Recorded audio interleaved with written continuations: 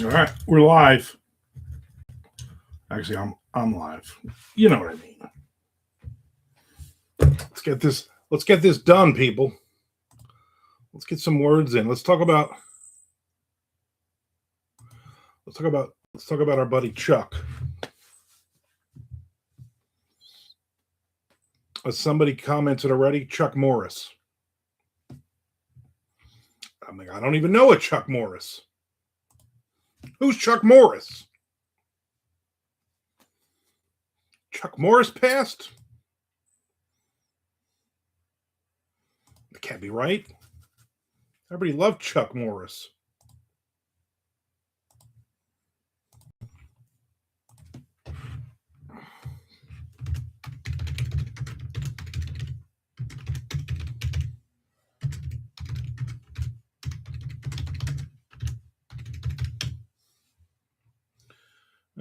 Chuck.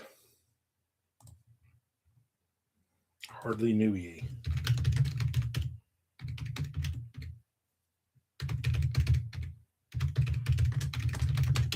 Hopefully we'll get a couple of words in. Case that Chuck Norris didn't die death hand. That's why I said he's gone. That's why the thing says gone. You can't. You know what? All death now is meaningless.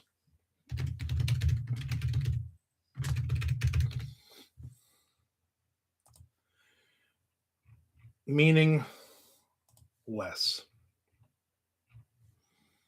All right. Let's see what happens here. Wow. Got over 300 views on my coffee of the day this morning. For no reason. You know what I'm saying? There's no reason for it.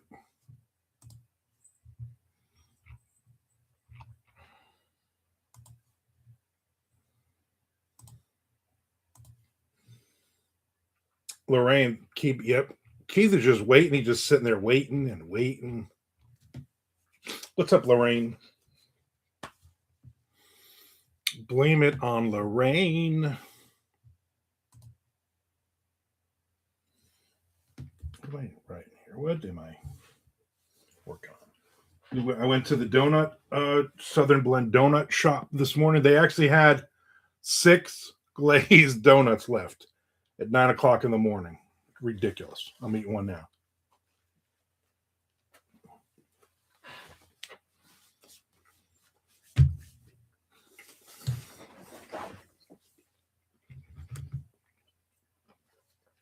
Taste coffee. I was at Southern Blend Coffee. Yeah, they're big. Their glazed donuts are very big. They remind me of old school New Jersey donuts.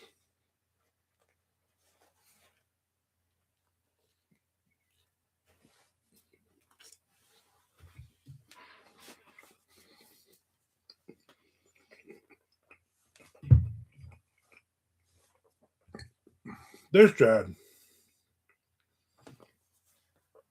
I didn't say the weather in it.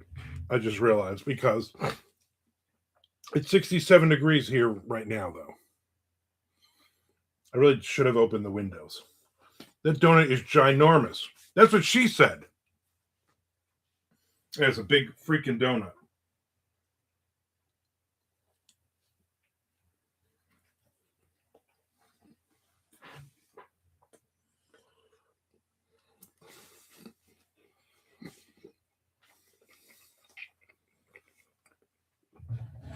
That's good too. What happened here?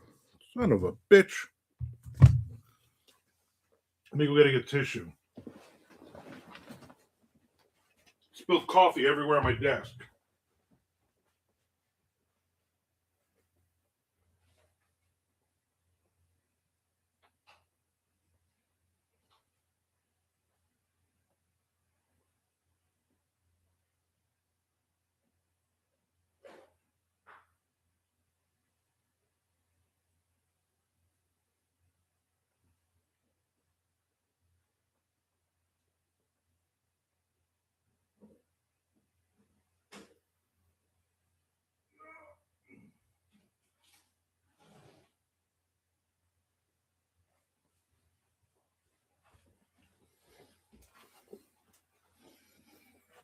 I didn't realize I spilled coffee. Son of a bitch, what's happening here? I think the cup is leaking. Son of a beeswax.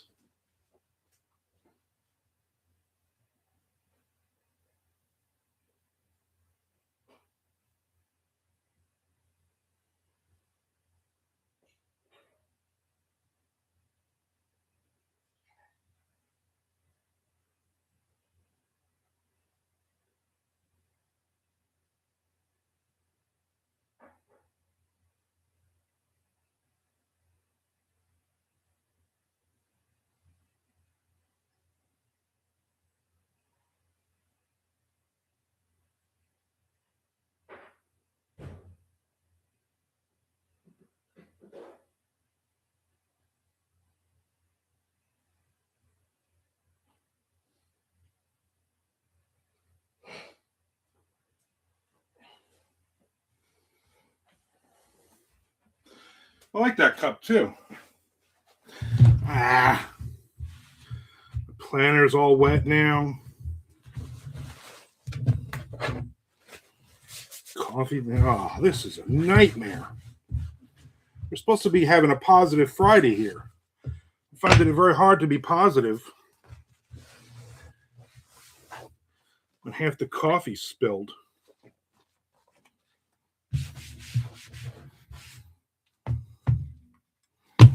Well, that sucks.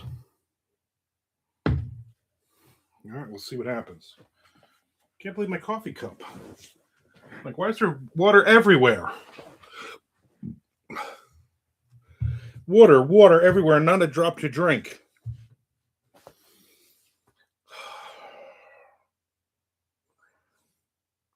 Chesa Lorraine, I watched your video the other day where you showed the two different covers of your book.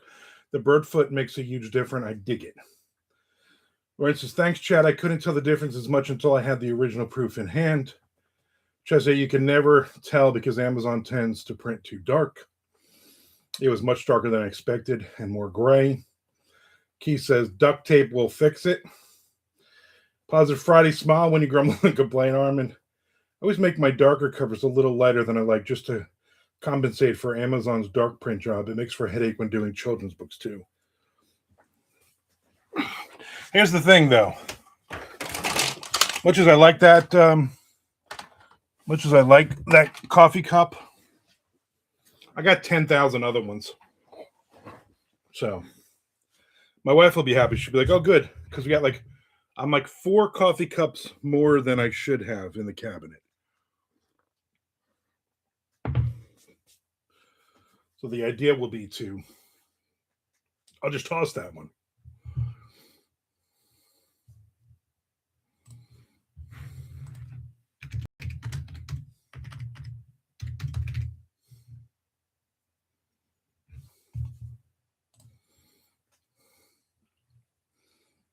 Just get rid of them. More room in the cabinet for a new edition. I know that's the problem. I'm going to get another one. Somebody's going to give me a cup or whatever, and my wife's going to be like, enough.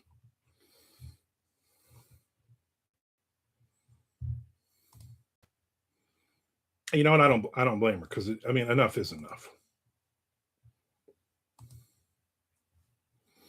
On my way back from the donut shop, I heard "After the Rain" from Nelson.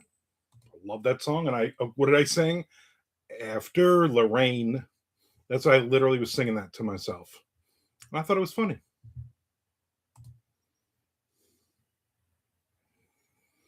That's probably what a lot of her ex-boyfriends sang back in the day. You know what I'm saying? I'm nothing against you, Lorraine, but I'm sure you've had some men in your life that are no longer in your life. And they sang that song after Lorraine.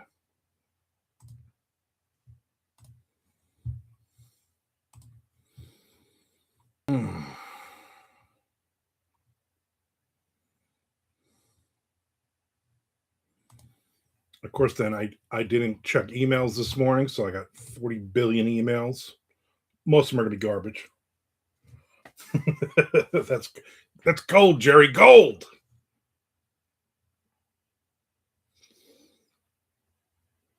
Yeah, they're haunted now. Nice.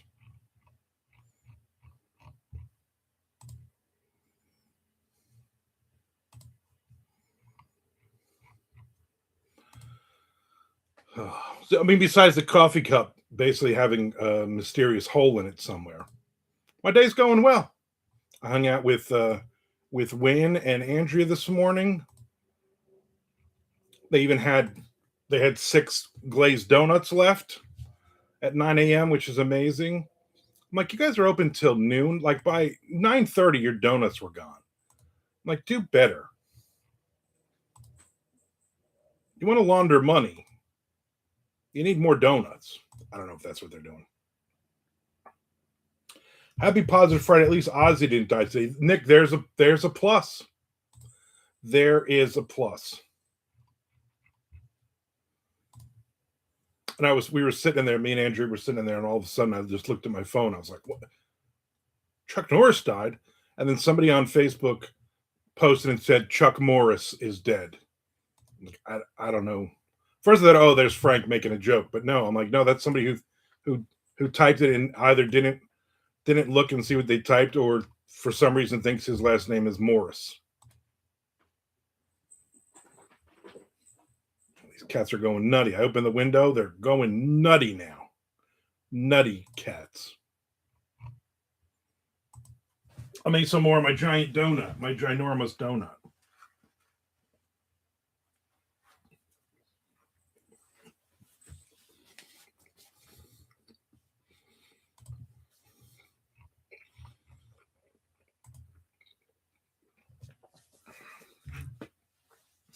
Jay says, my wife had too many coffee cups and had to lay down the law. I told her if she wants me to keep helping with the dishes, then to clean some out because I'm tired of playing Tetris in the cupboard with them. That's my wife's thing. She's like, you get one shelf. And I have bigger cups, the bigger ones to the right, and then the traditional to the left, and then I can double stack them. But there's usually, if the dishwasher is empty, there's usually 4 extra cups if there's nothing in the dishwasher. I mean, in the sink.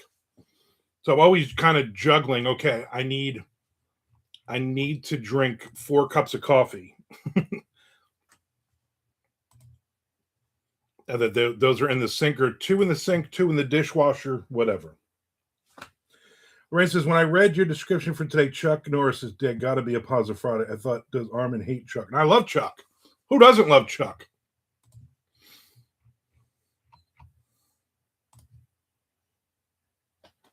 I just noticed Armand's clickbait title, right? I mean, that's pretty much what I'm going for on there.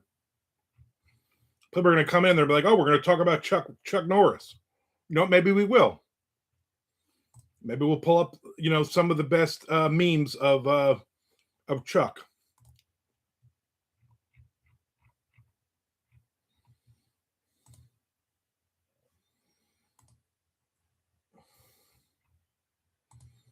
Chuck Norris's best role for me was his appearance in Dodgeball. Phenomenal.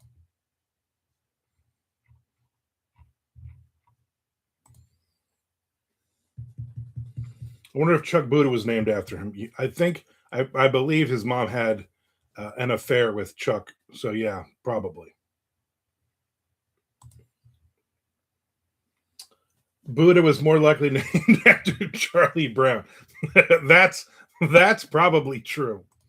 That is probably true. More donut. Mm-mm-mm-mm-mm.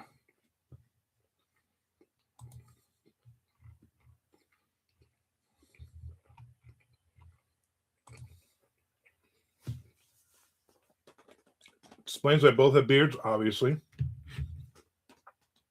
He says, I love the Karate Kid wannabe sidekicks. Exactly.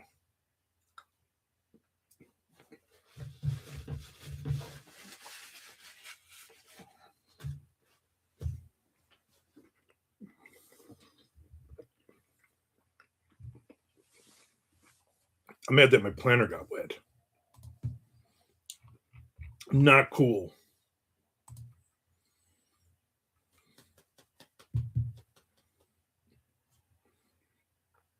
Just as I got myself a 10-day free trial of Do It Shop this morning. Figure it out, work it out, see what's there. If you're going to complain about it, I don't want to hear it. I find a lot of good stuff on there. You just got to be patient.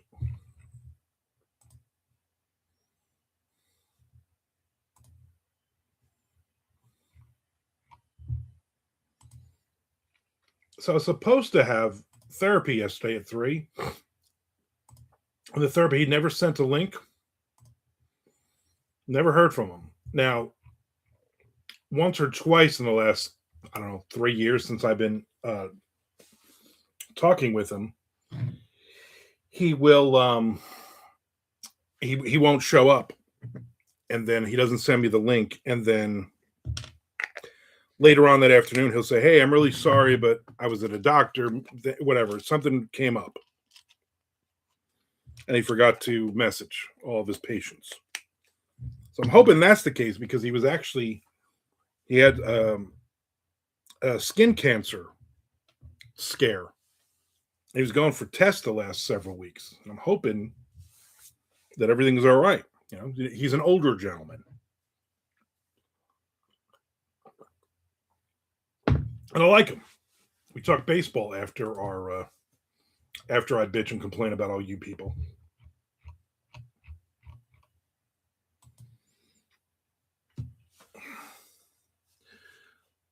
Nick says, I'd be curious if you find anything, Chad. Chad says, I was checking out the anthos. Most of them are, so I passed on all those, but I'm amazed at how many places are still getting away with no payment or token of like 10 to 25 bucks. Yeah, quite a few.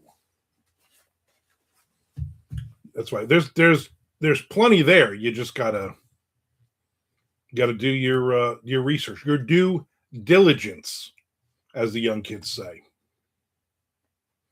Diligence is due.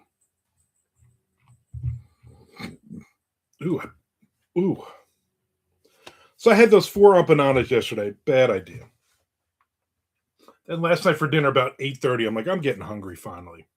Then I made 3 sausage sandwiches. And then I was like, that was too many. Like, I gotta stop eating so much. I have been getting my steps in though, which is something. Chad says, Nick, I found out about 3 that I might consider subbing to and favorited them. But that was just for the anthos. There's a squadillion magazine listings I need to go through. Yeah, a squadillion.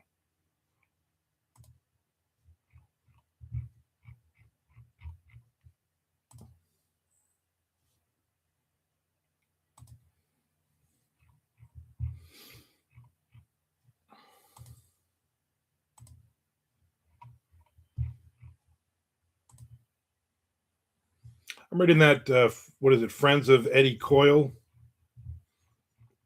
book, that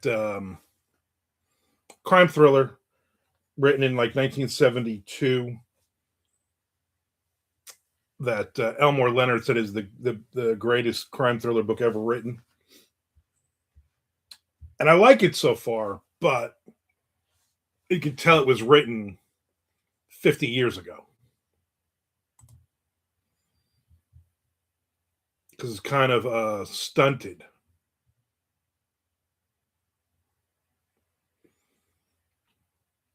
Back and forth. What is this?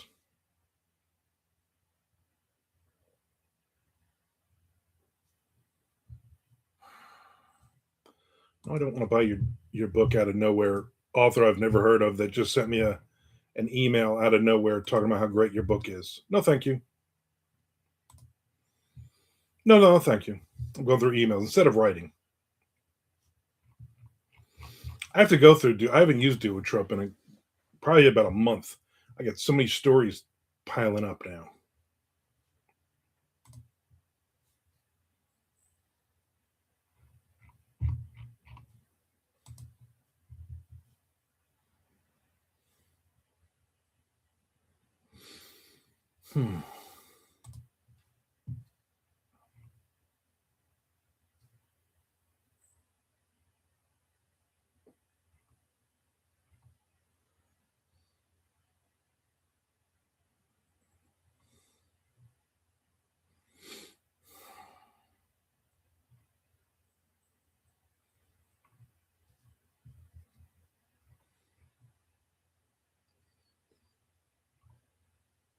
I feel like it's gonna be one of those days like next week. I'm gonna take the day like Tuesday or Thursday or something. I'm just gonna be like, you know what? I'm just gonna look for places to send all these freaking stories. Lorraine says the Substack basic fee of $8, I think, seems a little high to read a couple of short stories a month for one author. Not bad for a few months, but it adds up. But I feel guilty having the free version. Too many bucks. Yeah. I don't. I go free on. I don't subscribe to anybody on that, and I'm also not going to charge because I'm not going to put anything that's worth you need to pay. You need to pay for on there. I mean, I still do the Patreon thing, but I put 2 different books. I put chapters every month. One of them I put 2 chapters a month, and I put a short story every month, and then all of my other random stuff on there.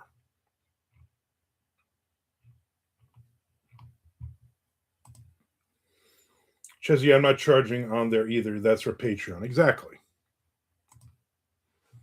But I see a lot of people on there, and they're like, "Oh, do you want to read a short story a month? And here, it's $80 for the year." And I'm like, no, I don't.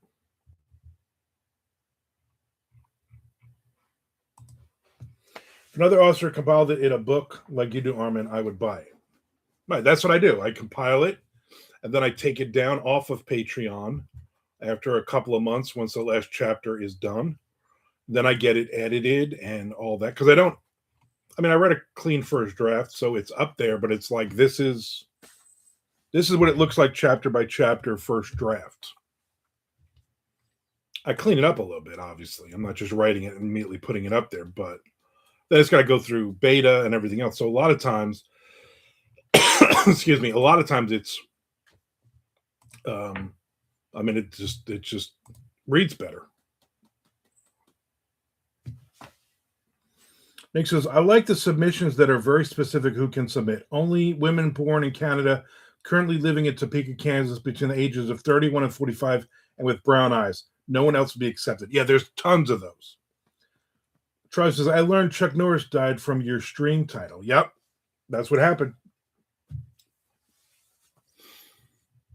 Yeah, I like when you get the weekly email from Duotrope, and they tell you all the new theme things coming out, which is cool. Except, yeah, most of them are like that. We only need women with 3 legs and 1 eye can submit only. We only want Canadians. You know who's allowed to submit to this? The damn Irish. That's it. And we need a genealogy thing, or we just aren't going to believe that you're Irish. You get a lot of those.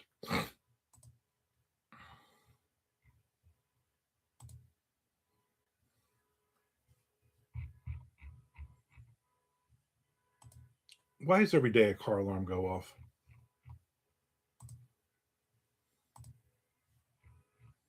You guys probably can't hear it, but I hear it in the distance.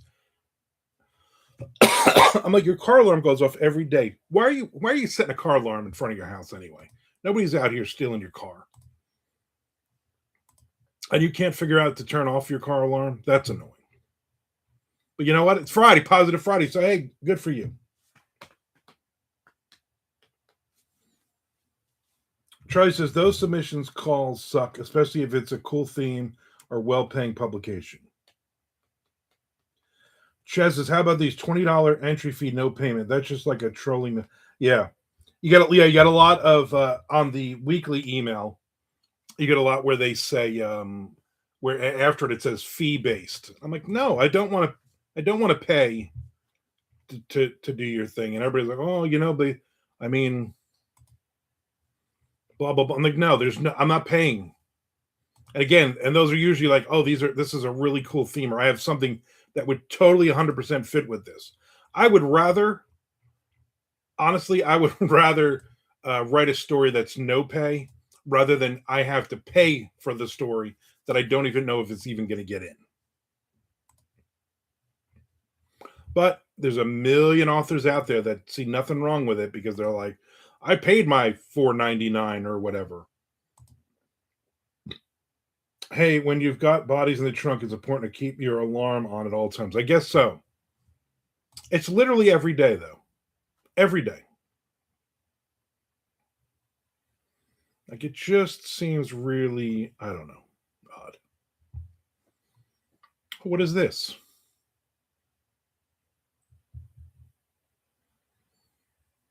Crime-a-copia. It's got a brand new anthology. It's got a Michael Wiley story in it.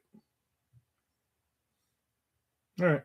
I know about a third of these authors. I'm not going to buy it, though, because I have way too many books to read. And I got 2 packages came yesterday. I still haven't even opened.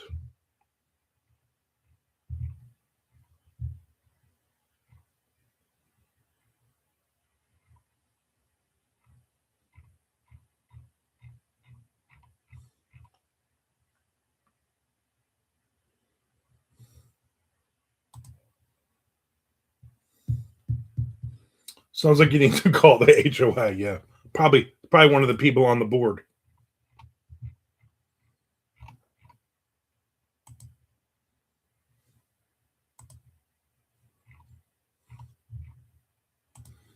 It's like a block or 2 over though, which is good. It's like on the other side. It sounds like it's on the other side of the retention pond where all the gators are. So I'm hoping that eventually their car battery dies. That'll teach you.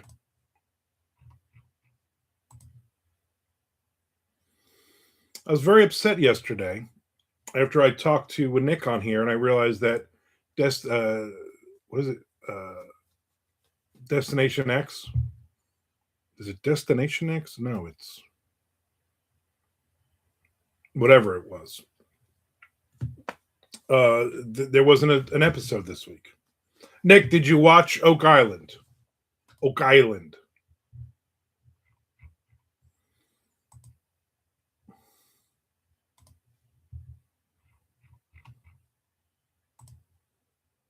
Where's Nick? Where did Nick go?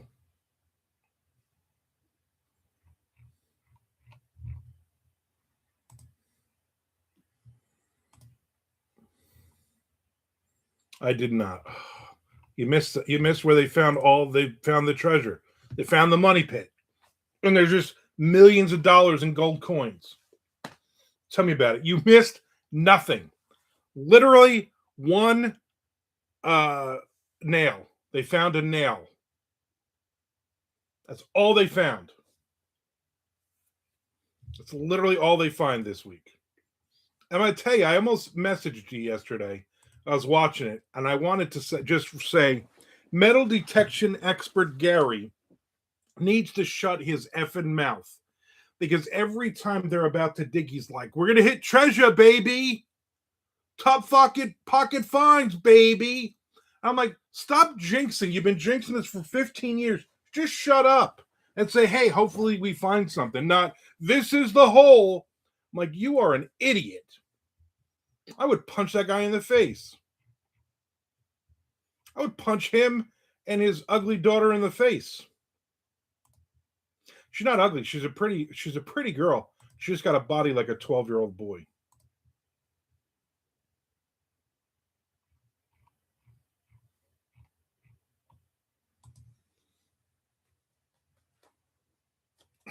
Tell me, it's no shoe. Yeah. They didn't even find the shoe this week. They're digging under the giant rock that they moved, and what are they finding? Rocks. They're finding more rocks, and they're talking about it. And the funny part is when you watch the episode, Nick, and I'm sure you'll rush off and watch it.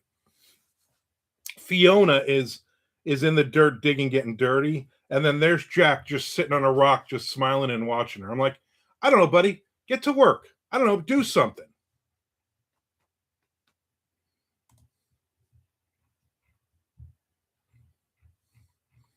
Maybe don't just sit there and watch her. Lazy piece of garbage. I'm seeing a lot of book covers. Correct me if I'm wrong. I'm seeing a lot of book covers lately, but I mean, I've always seen them, but lately I'm seeing like several with the cover is an island, and then under the water is a skull, kind of like the Oak Island logo. I'm seeing that like a ton of times lately. What replaces Expedition X for new episodes? Then I don't know. I'm not sure. I don't think there's anything because I tape stuff and I didn't see anything next week that was good popping in. Charlie says I used a picture like that on Substack. You're the problem then. Yeah, I think I remember that, and I think that was. And then I just saw another book, which I've deleted the email already, but I've seen it a couple, 3 times every day.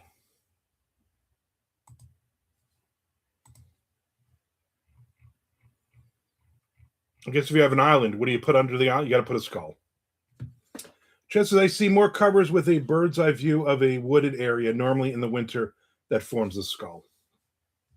It's in the wrong spot of the road, and you're going to get all the deer killed. I've seen that once. I just Googled Spooky Island, and that's what came up. Yep. Spooky Island, which was my nickname in high school. Not sure why.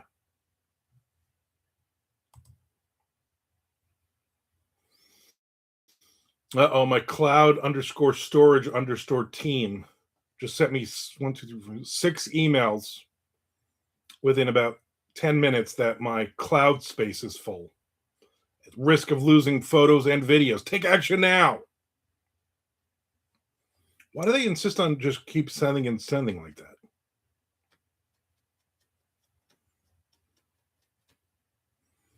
Man, I got a lot of. So since 28 spam since last night. And I'm sure there's more in this 100-something emails. Because I did post a few Southern Goth Noir pre-mades this week if you're looking for some inspiration. Nice. My inspiration at this point is not to self-publish any books. Except for the handful I still got in the pipeline.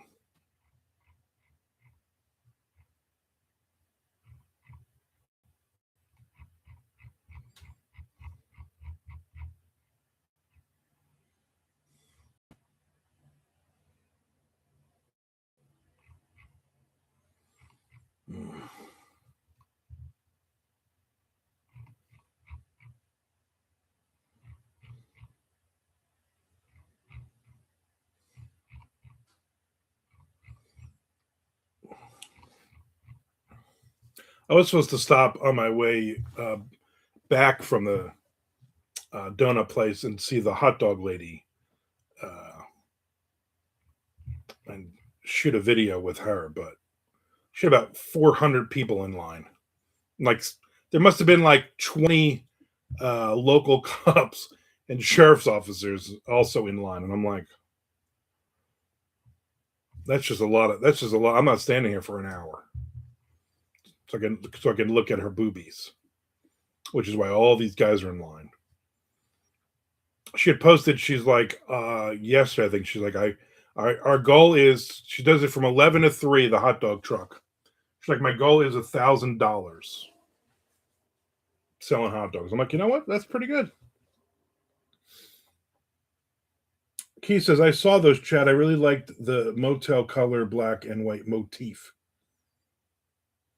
Lorraine says, explain, Chad. You have my attention with Southern Gothic. Nick says, I don't know if it was real, but I saw a whole video that that IKEA carries Iron Maiden blankets. That might be true. Chad says, I was considering writing a quick novella to send to Shotgun Honey. I'm not impressed with their book sales, but I'd like to get into bed with them anyway. Could open some doors on the road. Definitely Shotgun Honey is one of those publishers that everybody loves. And the Yeah, that's a good one. Who's messaging me?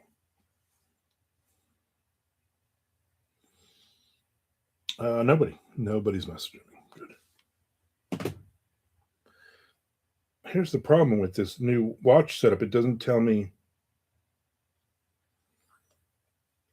It updated and it gave me a new thing. I just have been too lazy to just fix it back. So now I got to charge it and see. I'm at 48%. Chet says, thanks, Keith. Chaz says, Lorraine, I do book covers. I do book covers, not I do book cover. I do book covers, and recently on Facebook I posted a few variants of a pre-made I did.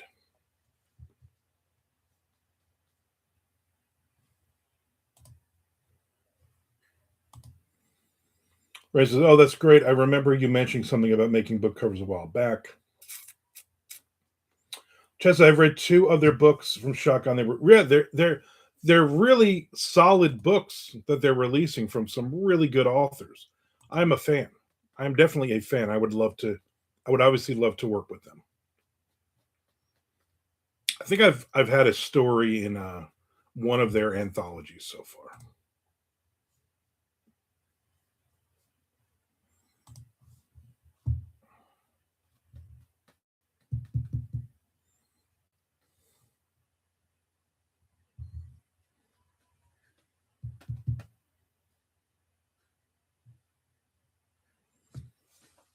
The only one from Shotgun Honey I read was Closing Time at the Sunny Side. Chad says, I have a story published on their website, but not in an antho. I think I also have something on their website, but not in an anthology. That does make sense. My wife has the day off today. Her and her cousin are having a spa day. They're getting their nails done, their feet done, massages, lunch, the whole 9. I'm like, what are we doing for dinner? She's like, I will be relaxed after a massage. I am not cooking. I'm like, let's take a random gift card from your pile. Let's just kind of do one of these and pull one out, and that's where we're going for dinner, since we have about, I don't know, $5,000 in gift cards to use. Ren says, I like your taste in covers, so it's high praise that you like my cover. Chad says, I read A Violent Gospel and, of course, Hard Mountain Clay. Yep. I've read a lot of their books. The cool part is going to BoucherCon, all the publishers, including Shotgun Honey, give away a lot of their print books. And so you get like 3 print books, and my wife grabbed 3. And I think I grabbed a couple of their books, which are just in the pile at this point, which I probably should read at some point.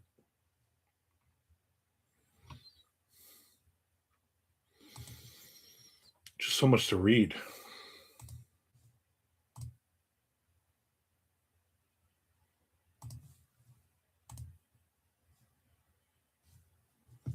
Yeah, the new Crystal Lake book, which I just accidentally hit the delete on, that has the island with the skull underneath as well. It's crazy.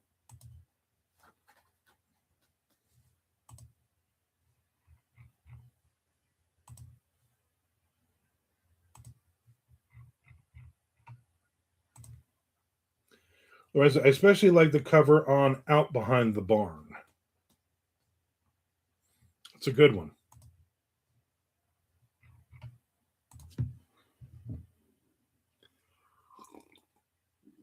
I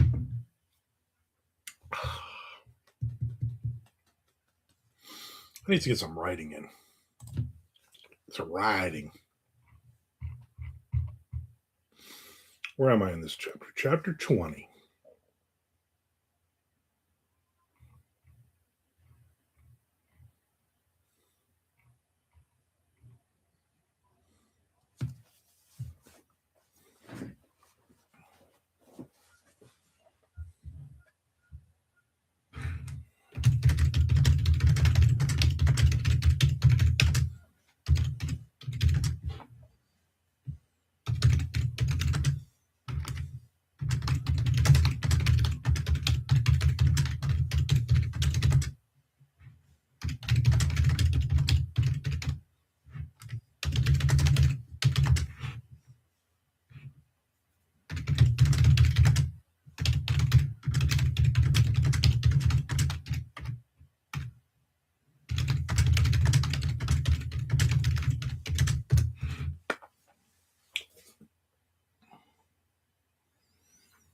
Fridays are not built for productivity. I know, right?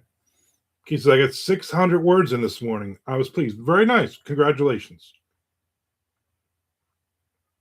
Thanks, Rain. That one was done by artist Zach McCain.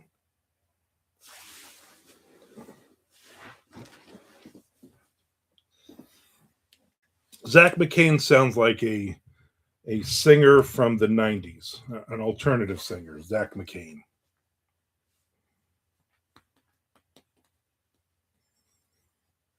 He played a lot of acoustic guitar, Zach.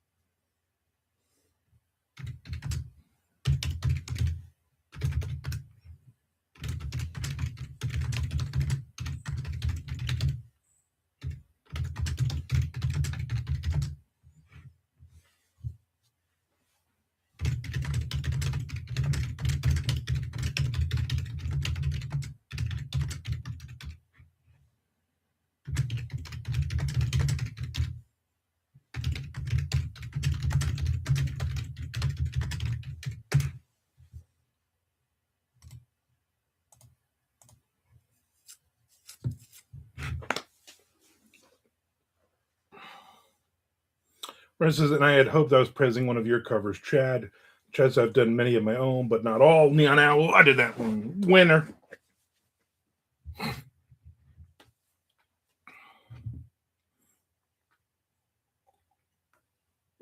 Chad did my Seal the Deal cover, which I really like. I mean, I don't like that it never sells any copies. But besides that, I don't think I've even made the money back that I paid Chad for the cover. That's how bad that one did. Oh, people suck.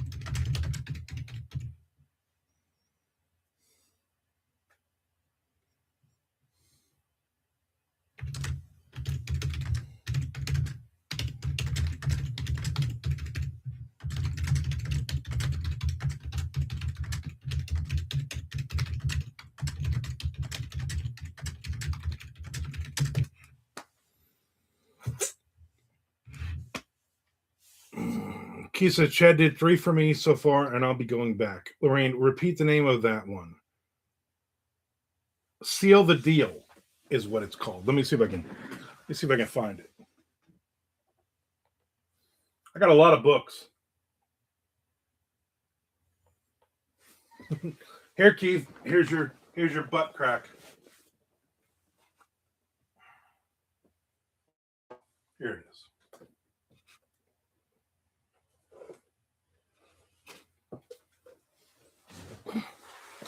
He did this cover for me. Lorraine. Seal the Deal, which I think is a great book. When a stranger knocks at your door, there is a choice to be made. I think the whole concept of it was good. Except I just didn't get any damn sales on it. Chad did the Memoir of a Monster covers. Thanks for showing it. Thank you for asking about it, Lorraine. Maybe somebody watching this video will go, I need 10, 30 copies of this. Or a copy. I'd be happy with a copy.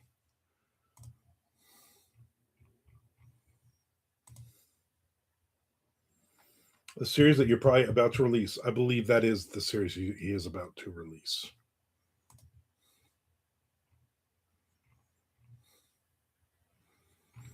So I'm part of the Florida Writers Association. And all of their emails, they're using AI in them.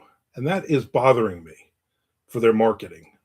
I'm like, how can you be you're against AI, but you're using it in your damn marketing? I'm working on my Armand Brothers collection.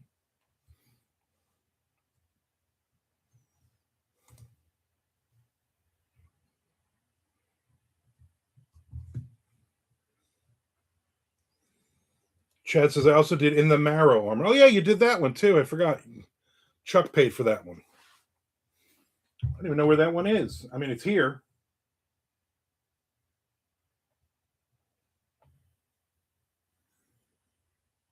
I don't know.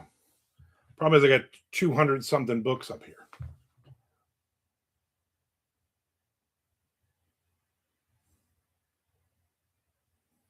I don't know where it is. Oh, there it is, right there. I see it.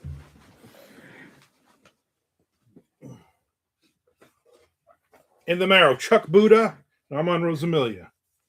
So he did that cover for us as well. I like that cover. I like the detail. Lorraine says, is that a psychological horror? It sounds like it. Yeah, it is. I like that. It's another good cover. I got to promote those. Not that anybody's buying anything. I mean, maybe they're buying them for Chuck. I don't know. I don't have access to those numbers.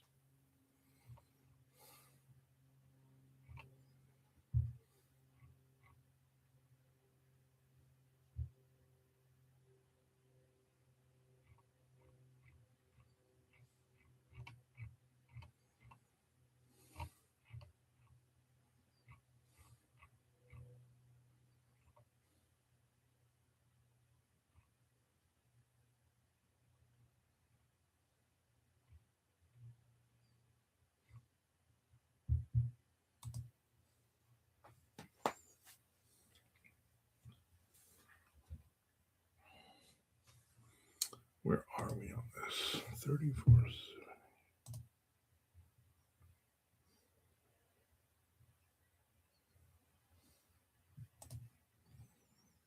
All right, couple, 3 more lines, and I will actually get to the next page. Keith says, just read the sample of Seal the Deal and added it to my cart. Thank you, Keith. I appreciate it. Hope you like it. Yeah, right? Book sales, finally. Nick says, I can't believe you haven't touched upon the Bachelorette controversy. I didn't even know there was. Let's Google that. Bachelorette news.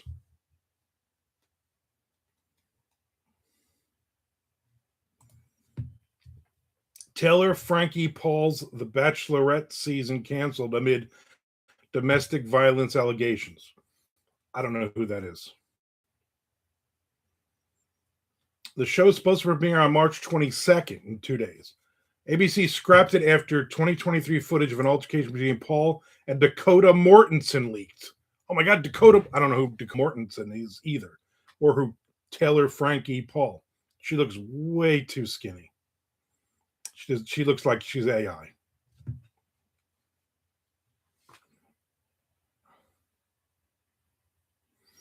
They're not moving forward.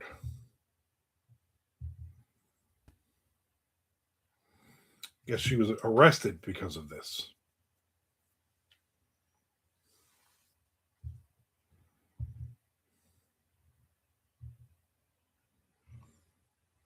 Yeah, I don't get any of these people. They want so badly to be important. Right, it says, explain co-authors to me, folks. Who is actually writing? Nick says, Armand has plenty of co-authors. Chet says, LOL, allegations. There's straight up video of her losing her mind on her man, throwing chairs at him while her toddler watches crying. Allegedly. I can't believe The Bachelor and The Bachelorette are still on television. ABC is going to lose millions for cancellation. Chet says, someone you wrote the book with, Lorraine, unless you're Geezer Butler. He wrote everything. Or Survivor. Yeah, like me and Chuck wrote In the Marrow together. It's a horror Western book. So I write a chapter, he writes a chapter. Generally, we go back and forth. Sometimes you write 2 chapters. Mostly, I co-write with people who understand that we are not using an outline. Chuck uses an outline. He literally wrote up an outline for this book, and I said, I'm not even opening that. But if you want to follow the outline, knock yourself out. I guess someone writes the book with you, but how do you balance styles? Well, the idea is to find somebody that you have a similar style with. So, or close enough that once you get through edits, you won't be able to tell who wrote what. Me and Jay Wilburn wrote similar. We both upped each other's game, and we ended up writing, I think, 5 books together. Me and Tom write very similar. Me and Frank, not so much. But he came closer to my style, and I definitely came closer to his style when he wrote the Shocker trilogy, which you should not read.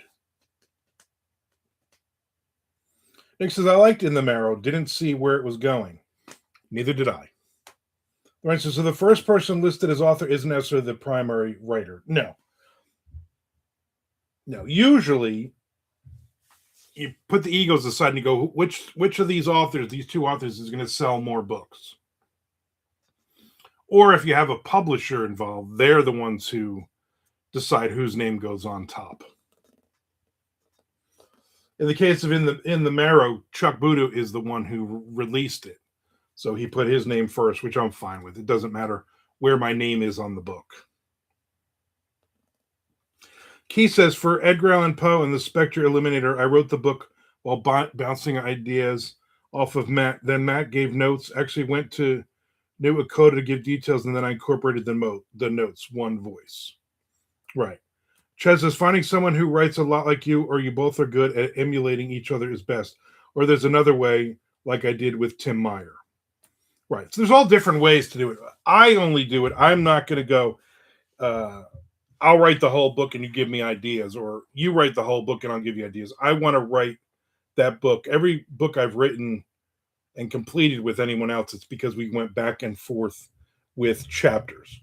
Sometimes it was, I'm going to write 2 or 3, 4 chapters, and then you're going to pick up from there kind of thing. It all depends. Generally, it's a back and forth. Tom actually wrote 2 chapters this week, which I was amazed in this last book. I think we have like 8 chapters left now.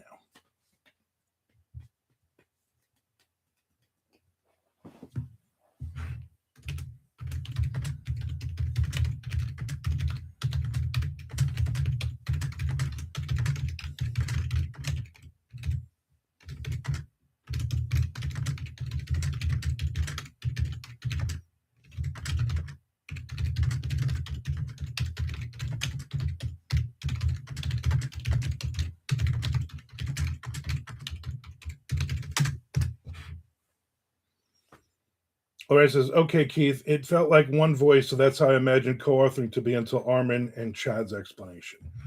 Yeah, it all depends on the writers. Like I know when I saw Brad Thor and the guy who co-wrote their last book, it was a lot of throwing ideas, and then somebody like, we're going to outline this whole thing completely together, back and forth, and it's not necessarily a chapter at a time. It's basically, here's my idea. Let's incorporate this into our outline. And then they were just like, okay, let's just jump in somewhere and fill in the blanks kind of thing, and then edit the other person as you're going along. So, and again, Brad Thor found somebody who wrote like he wrote. Nick says, okay, I have this idea. You write it all and we'll split it 50-50. I hate that. Oh my God, that is so annoying. Tim and I wrote an outline together, then he'd write a chapter, and then I go in and rewrite it or revise it. So by the end, it's one voice. Tim is super laid back. I'm a control freak, alpha, so it worked. Which is why you and I never ended up finishing that book together, Chad. Because I can't take you rewriting every word I wrote in a chapter. That didn't work for me. Keith says, when I collaborated for When the Dead Speak in Riddles, I wrote one character while Giovanna Lagana wrote the other character until the two collided.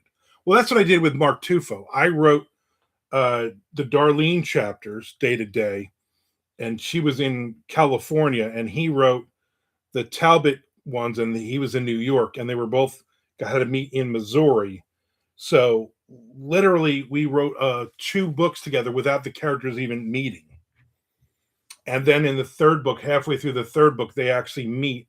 And then it was one of those, okay, you still write in your character's head, but my character is now there. So we kind of wrote those chapters back and forth, but it was like 10 chapters. The rest of it was just like, you write your story, I'll write my story. And on day 15, this happens. On day 37, this happens. Like we had a timeline that we knew stuff was happening in the book. Big things that might not even affect the other character, but these were things that had to happen. Ray says, I'm too much of a control freak to let anyone put my ideas on paper for me. Plus, my stories are rather personal explorations of themes and experience, which is what Skullface Boy felt like to me. Yeah, I don't think Chad could have written Skullface Boy with a co-author, because that's just his story. You know what I mean? That's a book that works well as him. But then the stuff that him and Bowden have done together, I think, is great because it's a little bit of each of them in it.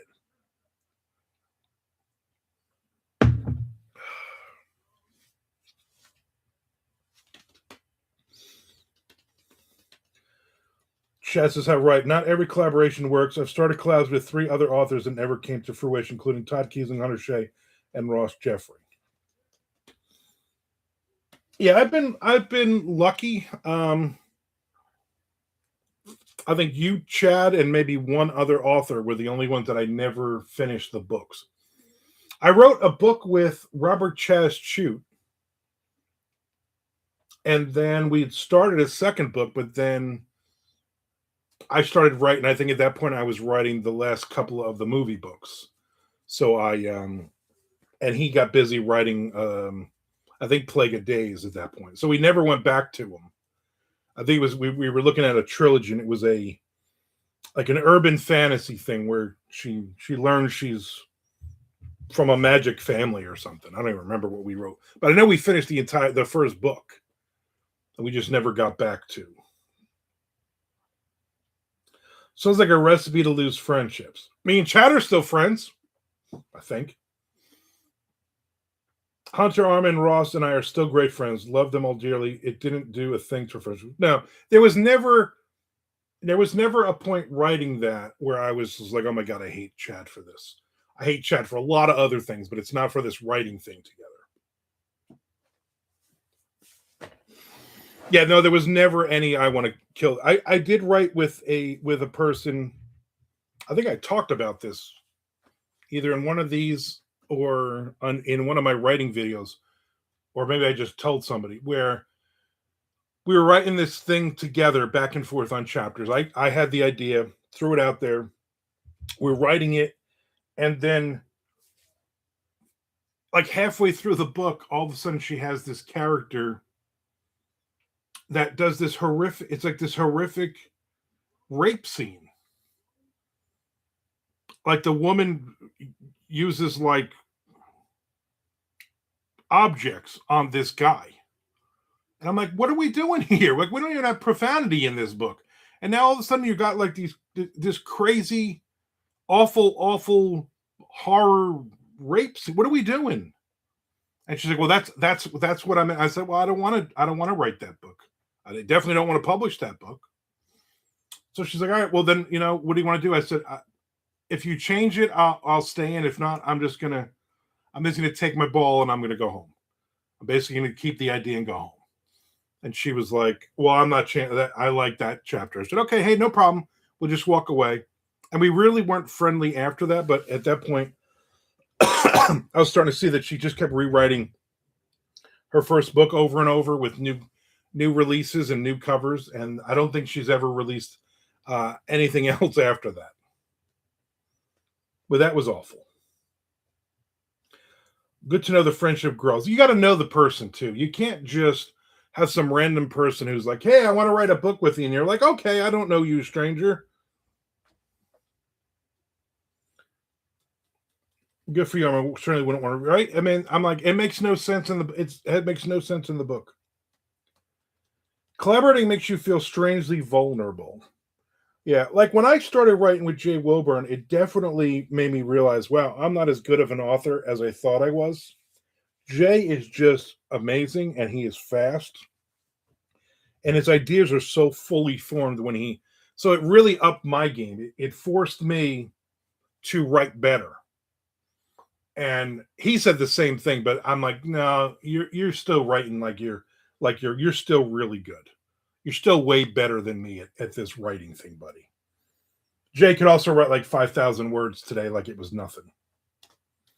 I remember doing chapters with him on one of the books, might have been Room 138. And I would 2 hours, I would write a chapter, send it to him. And then literally like a half an hour later, here's the next chapter back. Like I can't even type that fast. You already have the idea based on my idea. It's not like you had some idea you just randomly threw in there or started ahead of time,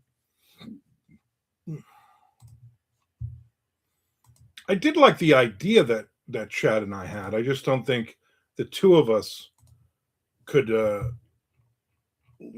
logically write it together.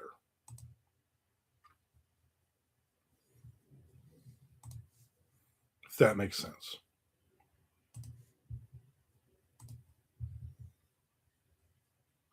All right, says I can see that. And again, that second book, me and Tom, 65,000 words we wrote in 14 days. I mean, at 50 chapters. I mean, we were just knocking chapters out a couple of those days. It was just like, I'd write a chapter in the morning. By late morning, Tom had a chapter back. I'd write my second chapter at 1:00 here, on live on Twitch, and then send it back to him. He was on Twitch at that point. He would jump in and write the next one. I mean, we were doing like 5 and 6 and 7 chapters a day, just knocking them off. It was great. And with no outline, just like throwing stuff up against the wall.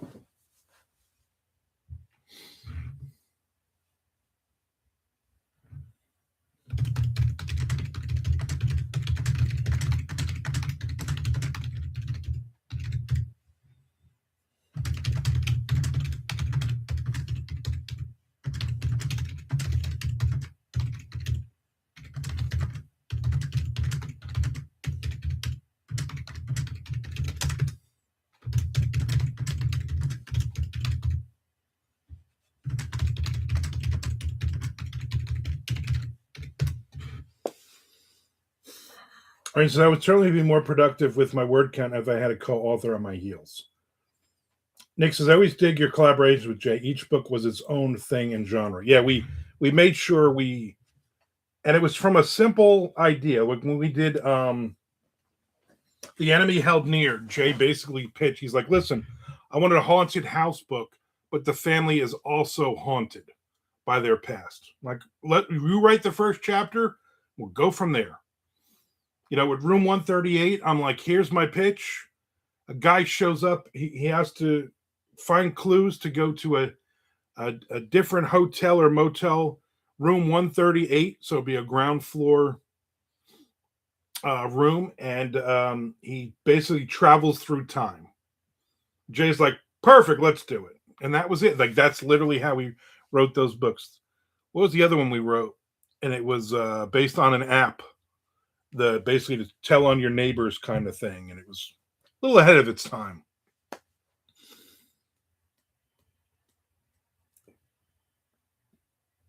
Chad said a couple things that got retracted. Chad says, I'm a Kindle. I have a book that Bob Ford and Bowden finished last year. Haven't read it yet, but they said it's extreme. I like their books, Cattywampus and Rattlesnake Kisses. Yeah, Rattlesnake Kisses I've read. That was very good. I also immediately said to Bowden, I said, I know where you got that title from. It's an Electric Angels song. And he's like, you know Electric Angels? I'm like, of course. I've seen them live in concert, buddy.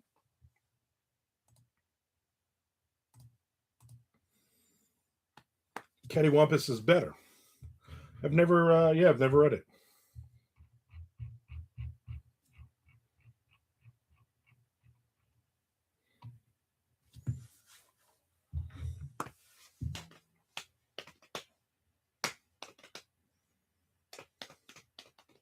I wonder where we're going for dinner tonight.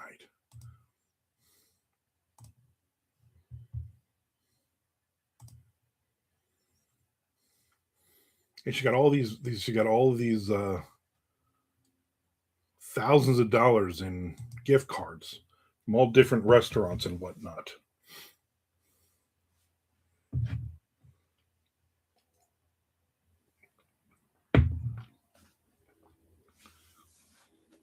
Like, I hope you got a Long John Silver's one in there.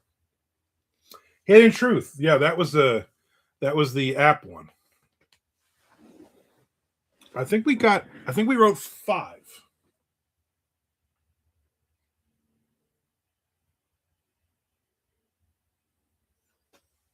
Yard Full of Bones. Yeah, The Enemy Held Near was the haunted house one. Yard Full of Bones, Room 138, and The Hidden Truth. And then the other one that we wrote, I forget what the name of it was. We did it just on Patreon, the two of us, but it was never sold. And I won't get into why it's never been sold.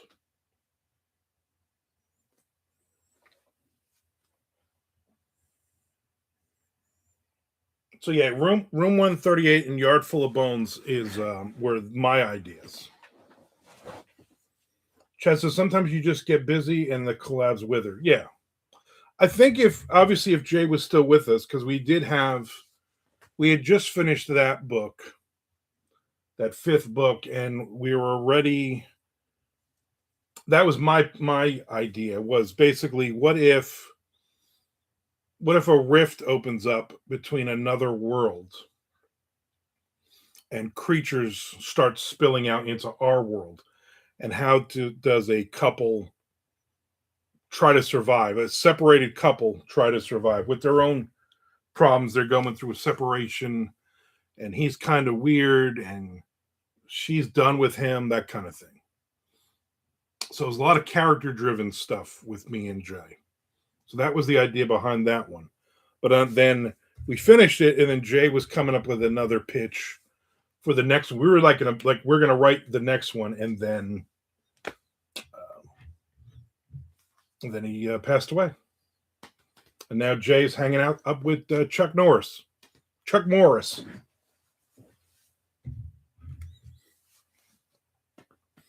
Chuck's up there like, who are these people talking about me down there? And Jay's like, no, they're cool. They're cool. Then he makes fun of all this.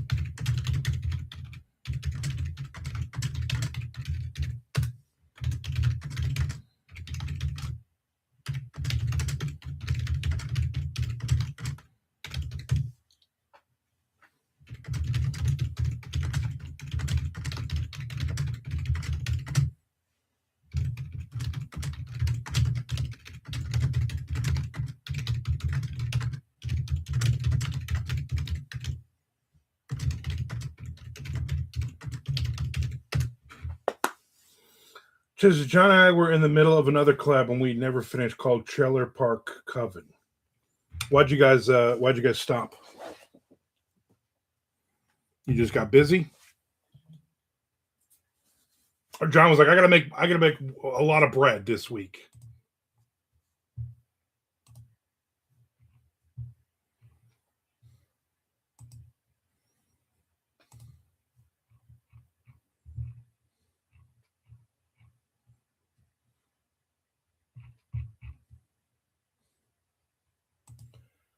I think we both got busy.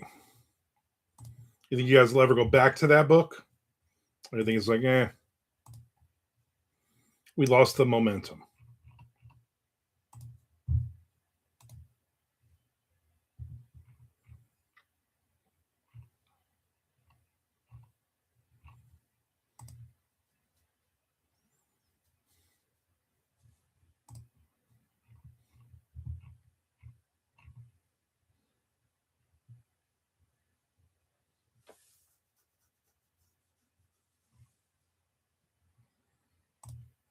Great question. Actually, I wouldn't mind finishing it. Charlie says, I've never collabed with anyone, but I'd like to try it one day. The idea is to find somebody that writes like you write. You know, somebody that you like, that you legitimately are like, you know what, I like their stuff.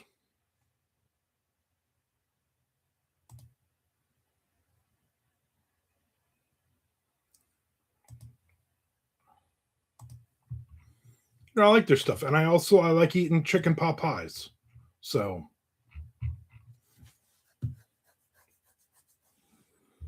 I don't know how many more people I would collaborate with, though.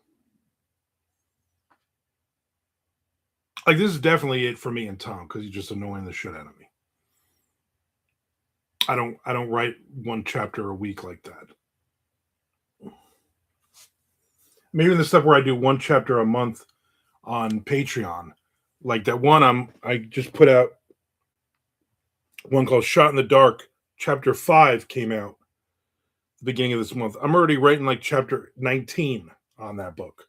Like, I'll finish that book, you know. Do you think Carl Edward Wagner is available? 100%. In fact, I forgot to tell you, he asked me. He literally came to me in a dream and asked, you think Charlie Walls would write something with him? I'm like, you know what?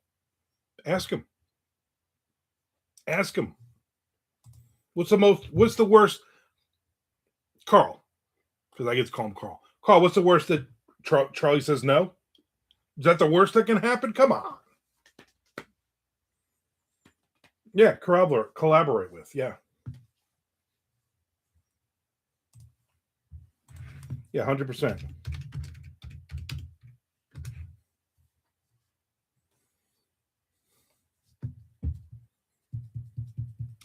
I just look, he was only 48 when he died.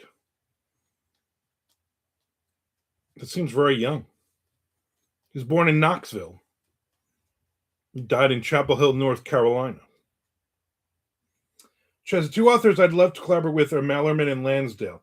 I think I'd find it easier to collaborate with Joe, but Josh would push me to be better and faster, I think. Aren't you guys neighbors? Just go over and say, hey, let's write something together. Just let him know that you are super, super micromanage anal about everything and you're going to rip apart everything he writes for no reason. Does collaborating speed up the process or slow it down? It depends on the other person.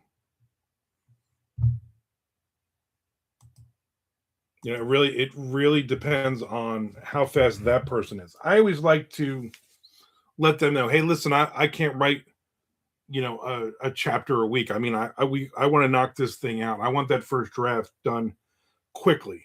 I would love to write a chapter a day. But then also depends on, I'm like, hey, listen, this is not my priority. So I can get a couple of chapters in a week. But we need to get into some kind of rhythm on this or I'm not going to forget about it. Chess says, yeah, it totally depends. Armand and Tom seem to go. We were going very fast. I mean, this is a 12th book we're writing together in like not even 2 years. The problem is with all the stuff he's got going on, real and imagined, he's down to like one chapter a week now. And so it's really hurting my momentum a lot. Me and John take like a year because he's busy making donuts and bread. Yeah. But you understand that. You know writing with John Bowden that he's not writing all the time. He's not able to. And you know what? He's got to make.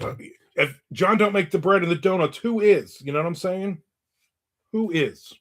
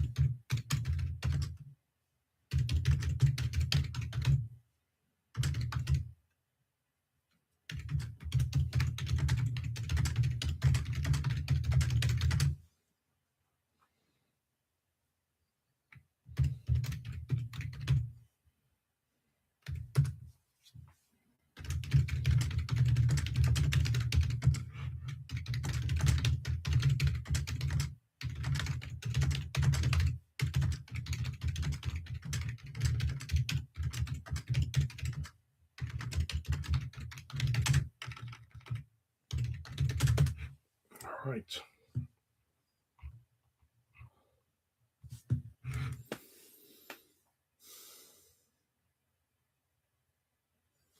Ray says, well, that could take a long while if he's making donuts like the one Armand was eating this morning, right? Ray says, donuts.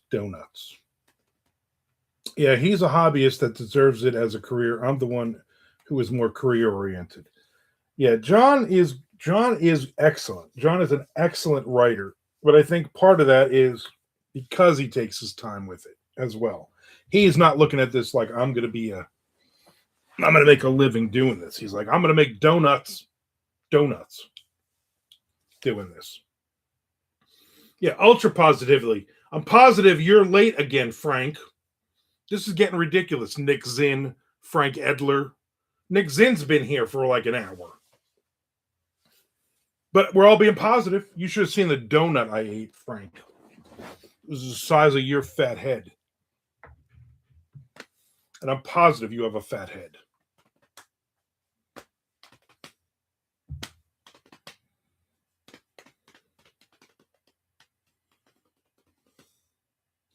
Sorry, I had to eat Chipotle for lunch. It was part of my job. I get it. That makes sense. I'm not really a big, as I call it, Chipotle, which makes my son laugh. I'm not a big Chipotle fan. I think it's because a girl I dated um, for a few months before I met Shelly. It was like we'd hang out every Friday night, the two of us, and she always wanted to go there. We every Friday night, I'm like, "Hey, let's go get some dinner." And she go, "Okay, Chipotle." I'm like, and she would eat it like once or twice for lunch, and I'm like, that's the greatest place ever. We're near Daytona Beach. There's a million restaurants. That's where you want to go. Like Five Guys is right next door. Let's go to Five Guys. She's like, no, I want whatever bowl is. I'm like, all right. Ryan says, Frank, Armand isn't really that positive today, so you need to cheer him up. Yeah, cheer me up. Say some funny things. I was in a great mood until Chuck Norris died. Chad says, Bowden also has a beautiful mind with a unique Appalachian culture behind it, and those mutton chops. Also, he's got a lot of brain cells left. He's never even so much as smoked a cigarette. And mutton chops. Nick says, yeah, Nick. I mean, Frank. Yeah. Lorraine, he swore to me there would be positivity oozing from everyone's pores today. And then Chuck Morris died.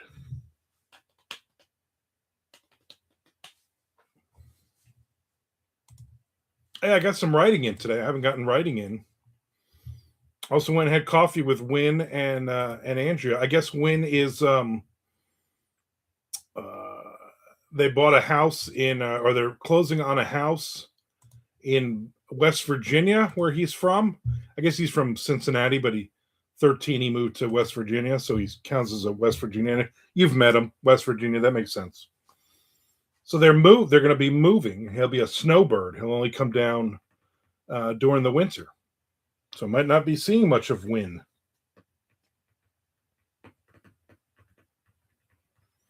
Frank says, going to miss Chuck Norris making all those funny sounds on Stern. La-dee-dee. Yesterday was way more positive. Lorraine says, I have out behind the barn in my cart. You sold it, Chad, with your Bowden talk. Bowden talk.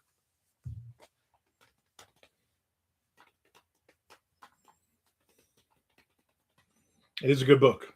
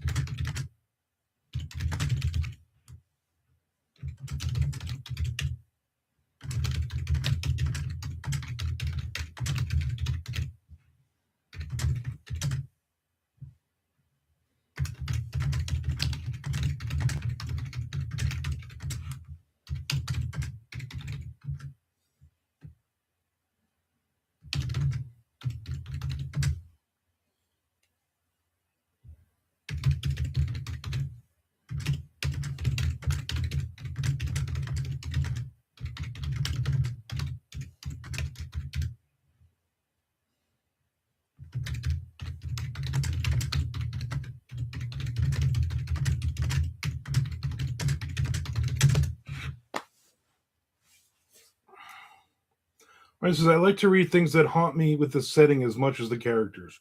Chet says, you'll love it, Lorraine. Bowden has a poetic prose that's simple, and when I write with him, it comes out of me too. By the time we're done, we can never tell who wrote what. All right, says, that's amazing. I'm excited to read it. Nice. Ooh. I had a breakfast burrito with salsa.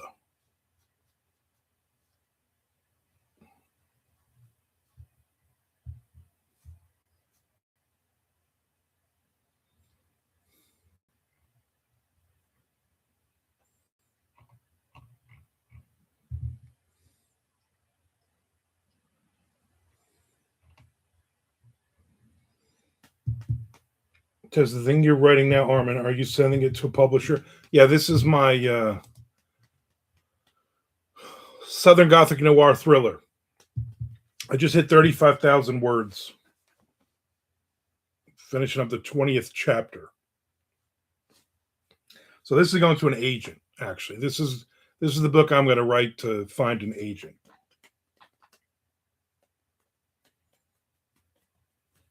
I got a couple of other ones that I've started. One I'm 28,000 words into, and the other one I'm about 9,000 words into.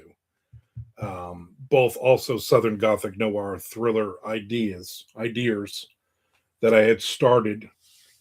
And so I'm going to write. This one I'm writing now feels like, for me, the strongest idea. And so I'm going to finish this one and look for an agent. I'm going to finish the other two right after. And then if the agent's like, what else you got? if I get an agent, or I'll look for a publisher for at least one of them. But really, no more horror books for me. And again, I got Permafrost came out. I mean, I guess it's a post-apocalyptic book, and the Dying Days Patient Zero book is done. That should be coming out in a couple 3 months.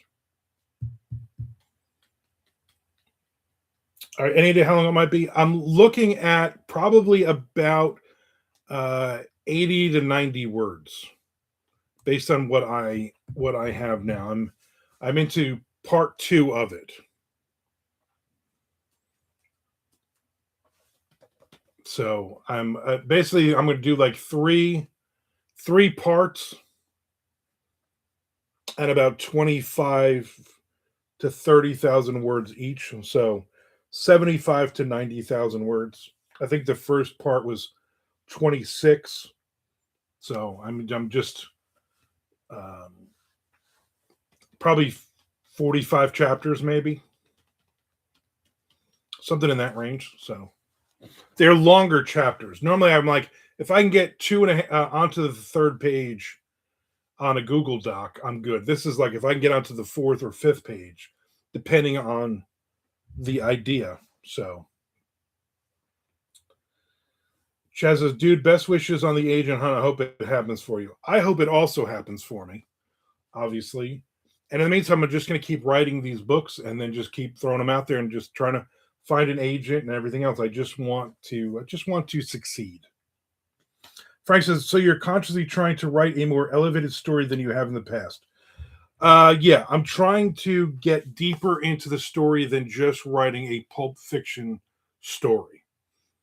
I'm trying not to just write, okay, create some really good characters and then do blah, blah, blah. I'm trying to really work the story. And I keep getting ideas for future chapters and just like, I'm on chapter 20 now. Well, like chapter 22, I have an idea already that I've already kind of scribbled down on where chapter 22 goes. So I've set up all the chapters, roughly. So I'm kind of doing it that way. And just sometimes I've jumped into chapters ahead, or I've written a chapter about point of view of a character, and I know what the next one is idea is going to be. So I'll start kind of fleshing that one out a little bit. So doing this one a little different and doing it a lot slower. I don't want to write 2,000 words a day and just rush through and blow through that first draft. I want this first draft to be solid. Then I'm going to do another pass through it. Then I'm going to do beta readers, and then I'm going to throw it to my editor, and then I'm going to try to find an agent from there. Chess says his goal is to be a better writer and master the art of storytelling, Frank. Yeah, what Chad said. Lorraine says, I'm cheering you on, Armand. You're far, far from the newbies they see every day. The worst part is the stupid query letter. It was easy to write my book. Yeah, I'm not looking forward to that. Chaz says, Hex, yeah, just keep on keeping on. Just rambling on. Your track record should make you an instant yes. That would be really, really nice, Lorraine. Frank says, okay, I was going to ask what areas you're focusing on to attain a deeper prose. I'm getting deeper into the characters, and I'm also just getting deeper into the story. I can't explain it. I'm just not going to, I'm trying not just trying to write this like, let's just get through a story. Let me hit 63,000 words kind of thing. I'm just trying to write, I don't know, a more thought out story for me as I'm writing it.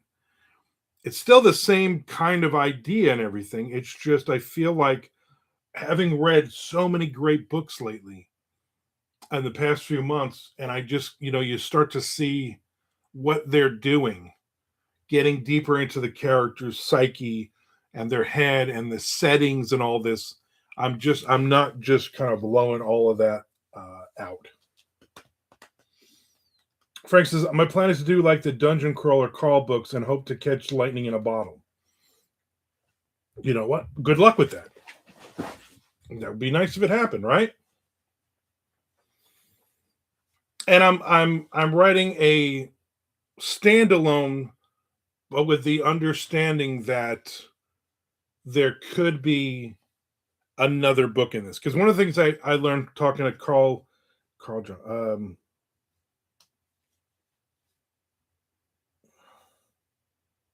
What can I think of his name now? The guy who wrote Longmire. Johnson. I don't know why I can't think of his name. Anyway, talking to him at BoucherCon, and he said he wrote one book. That was all he wanted to do, was just write a book. And they're like, all right, we want 3 more books. And he's like, what? And that's what I want. I want an agent to pick this up and send it to a publisher. And they go, you know what? We loved it. And there's more story here to tell. And we want a series. We want 1 book a year. And I'm like, that's perfect. I'll write that 1 book a year. Ches says, do it, Frank. Then we can say Frankie goes to Hollywood. Oh my God, that would be so great. Then we can also get one of the Frankie Says Relax shirts. We could all wear them all the time. Rand says, some of your short stories had that deeper point of view that resonated with me. Not that the more plot-based ones weren't great too. Yeah, I just got to get deeper into the characters, I think. That's probably one of my knocks. Definitely my wife is like, you need deeper characters at times. Frank says, if you use the word vermilion a lot, you'll fool people into thinking the writing is smarter. I got to learn how to spell that. Vermilion, and they listen to the band Marillion. There you go, Vermilion, Marillion.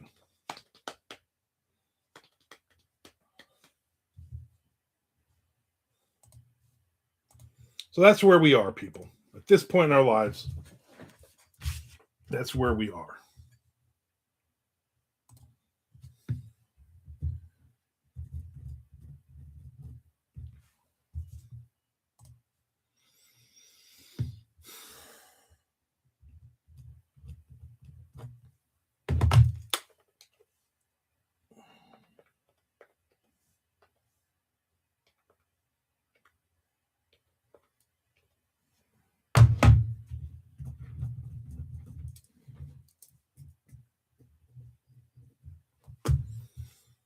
Good times.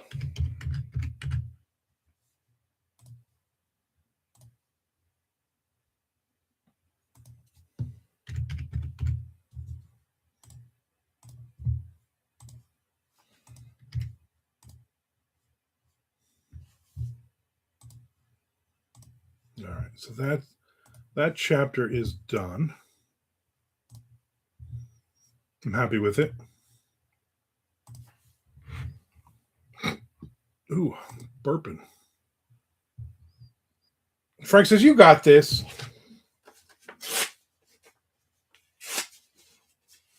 I do got this, Frank. I do got this. You know what I don't got? I don't have another index card.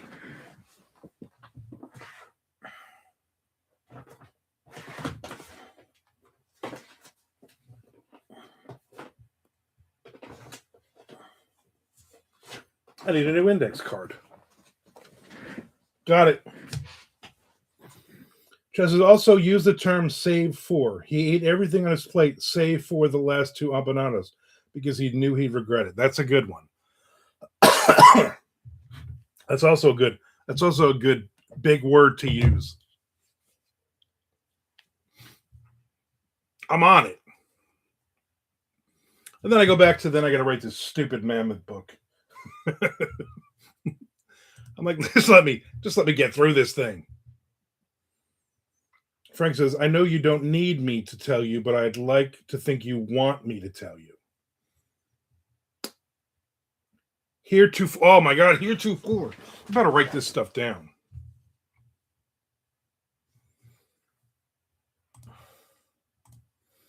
Here's another one I definitely have to use in this book. Ear go. Ear go.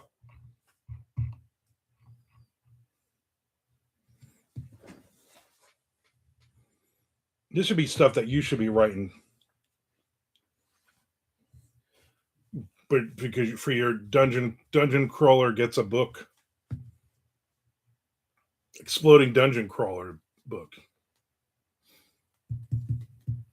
My obvious goal is to be done with this book by MondoCon at the end of July.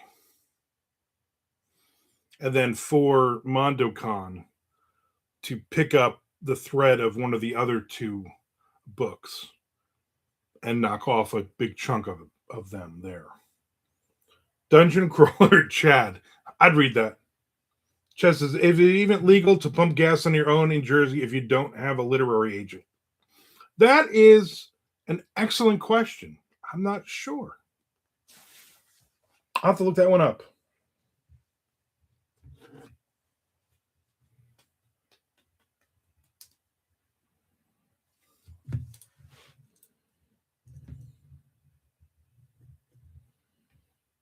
Obviously, I will not be on tomorrow. It's Saturday. Me and my wife are going to see. We're going to go see my mom. We haven't seen in a little bit, and then take my 30-year-old son to dinner. That'll be interesting. And then Sunday, Frank, you going to hang out with me and Peter and Chad on Sunday morning? I'll get some more writing in Sunday morning. Lorraine says, there it is. Thanks, Chad. Extra chuckle for the day. Frank says, one of my greatest thrills in life is leaving New Jersey and pumping my own dang gas. Chad says, I'll be there. All right, good. Looking forward to it. Peter sent me a message. I probably should read it, right?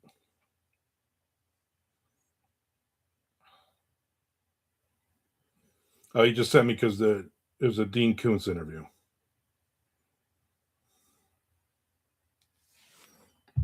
I was like, I hope he's not canceling. Tell Louis C.K. to keep his pants on. Exactly. Frank will be there for Sunday as well.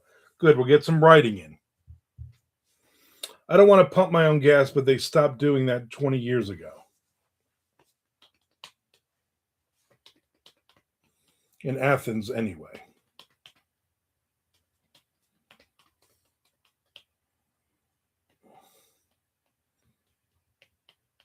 Tim Meyer? Tim Meyer what?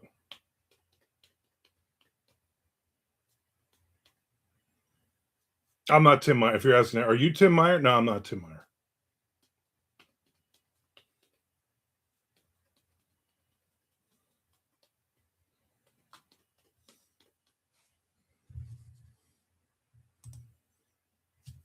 I'm asking Frank who he's talking about.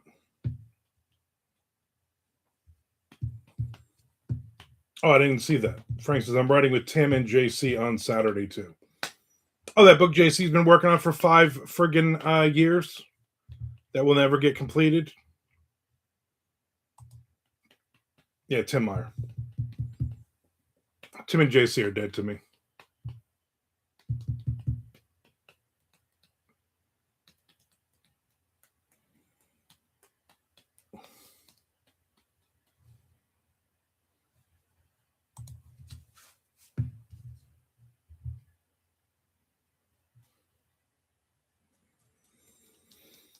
Is that positive? I am positive they are dead to me.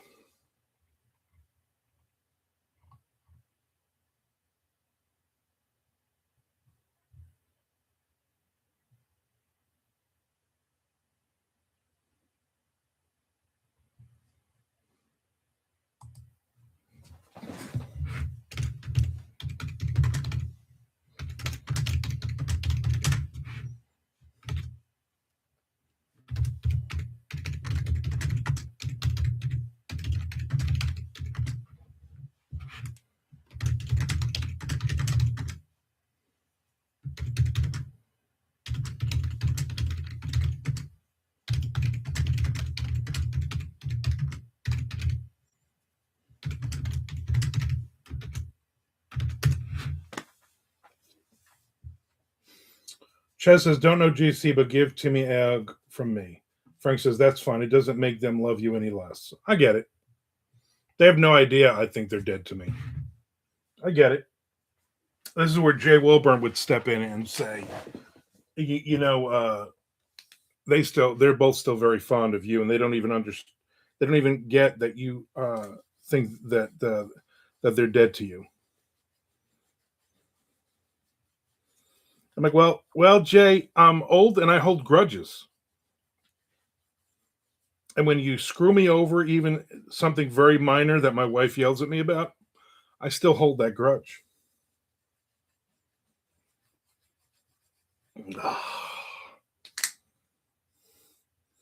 So this one, the middle broke off, but then in the other one, it broke off. So I only have this.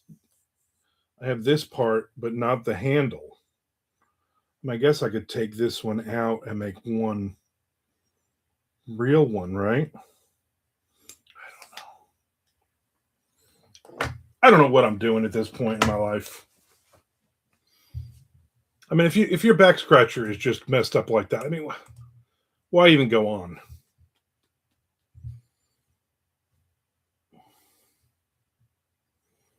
I just pulled up the Mammoth book, and I'm like, I'm at 20,307 words. I got to hit 30,000 words on this dumb thing. Don't want to.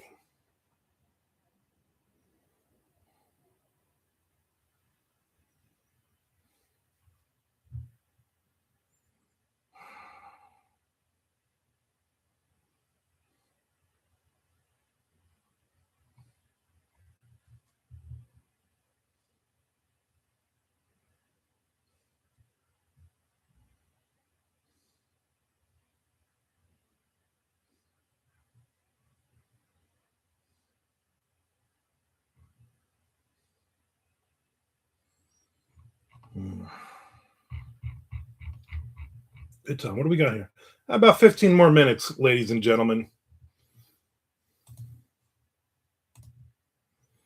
So I think I'm going to putz around and write, I don't know, 3 or 4 lines on this last monster book. Maybe we should move Positive Friday to Wednesday. I just don't think you can make it to Friday with all the positivity you start the week with. You know what? That's a great idea. That's a great idea. Next week, Positive Wednesday. Let me just check my calendar real quick. And yeah, that works for me. Yeah, then we can just go back to negative Fridays. Chad wants to know, what have you been working on, Frank? Lorraine says you have a point, Frank. Yeah, usually by Friday, I've had enough. I will obviously see everybody on Monday. A non-positive Monday, non-positive, non-negative, a neutral Monday. The goal is to have as much negative as positive on Monday.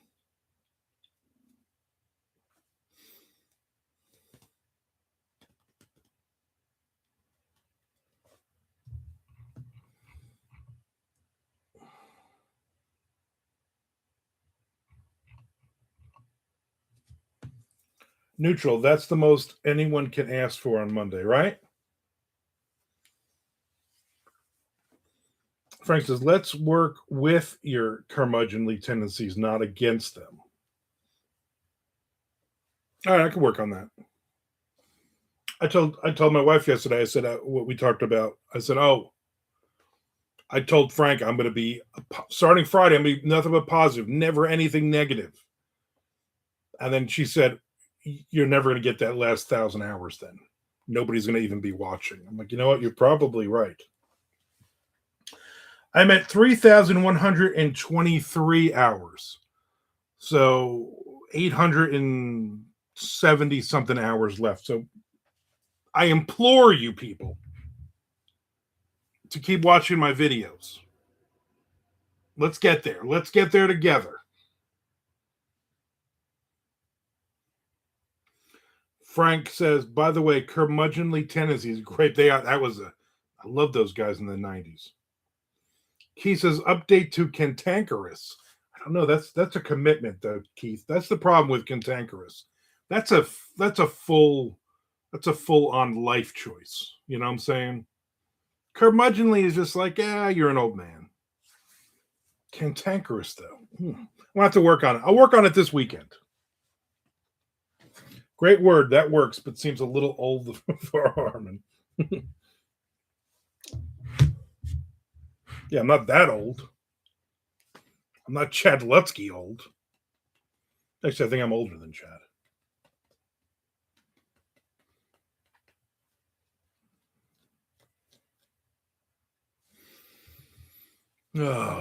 As they say, as Keith always used to say and still says, good times.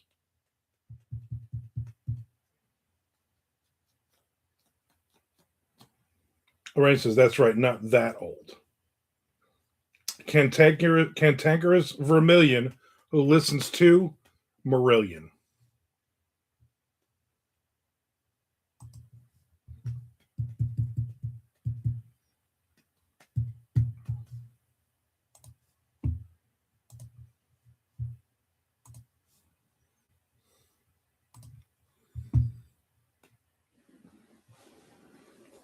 Dynamite. So this afternoon, I'm going to be honest with you. This afternoon, I'm taking a nap. And then I got to do the book review for the final score from Don Winslow. Then I have 2 unboxing videos for books that came in. Dynamite! And then that might be it. Coffee of the day in the morning tomorrow might not be anything else, or I'll do. But we're gonna go out for maybe more if we're gonna go to lunch tomorrow somewhere. Probably somewhere where we have a gift card. Then go see my mom, then go see my son, and then come home.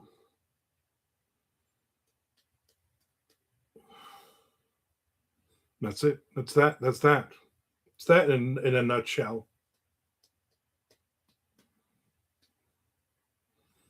I'm tired. Mellow Mushroom. I don't think we have a Mellow Mushroom gift card. I don't believe we have any Mellow Mushroom gift cards. I do like Mellow Mushroom. It sounds like a great weekend. Taco, we don't have the Taco Luz either. I don't know what, like, she has, like, people give us lame ones. Like, here's one for Outback. Here's one for, I think we might have like a Chili's one. Keith says Mellow Mushroom is good pizza, especially for Florida. Yeah, we have a Mellow Mushroom in the area, not far from us. I just don't. I think we're trying. The goal is we have several $1,000s worth of gift cards to restaurants. Lorraine says, does Mellow Mushroom have gluten-free? I haven't been there in 20 years. Yes, they do. Not that I'm ordering gluten-free anything. But yes, they do. I know they do have that. Nick said, did I hear dynamite? Yeah, because you blow things up. I'm trying to think what else. Like Outback and I think we might even have like an Olive Garden one. Just all the random, like the chains. Indeed, niche. I like to call him niche. So we're gonna go to some lame chain restaurant tonight for dinner, which is fine. My index finger one. Matt Peters has to have the gluten-free, Lorraine.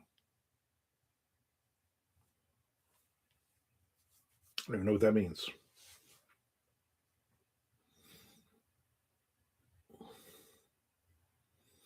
I think we might even have a Cheesecake Factory one as well. Which I'm not a big fan of their food, and I don't eat cheesecake. I'm gonna tell you what I like. I like their appetizers. They do that mac and cheese rice ball thing, which I like. I cheat sometimes, but regret it. I cheat all the time when it comes to food. And I'm like, oh, I just ate 4 empanadas, and now my stomach is a mess. Ever gone to a conveyor belt sushi restaurant? So much fun. No, we have a couple in town, and but I don't eat sushi. But there's a couple of other places where they do that, where they actually just have like food. Keith says, I was talking about my collaborator, Armand. Geez. Does Matt have celiac? He's a slee stack? God, that would be annoying, right, with him when I'm making that slee stack noise. Chess says he ate all the food on his plate, save for the gas station sushi.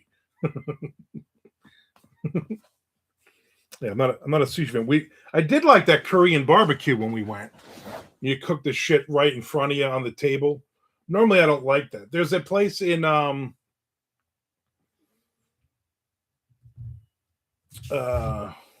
where is it? Kind of going towards near where Keith lives, but not that far. There's a spring like Ponce de Leon Springs, and they have a pancake place where you make the pancakes on the table in front of you. And it's like super dumb expensive because you're making pancakes. Like, oh, you want a side of chocolate chips? Here's 12 chocolate chips for like $8. It's one of those places when the kids were little. My son's 30 now. When the kids were little, that we took them once, and I'm like, all right, we'll never do that again.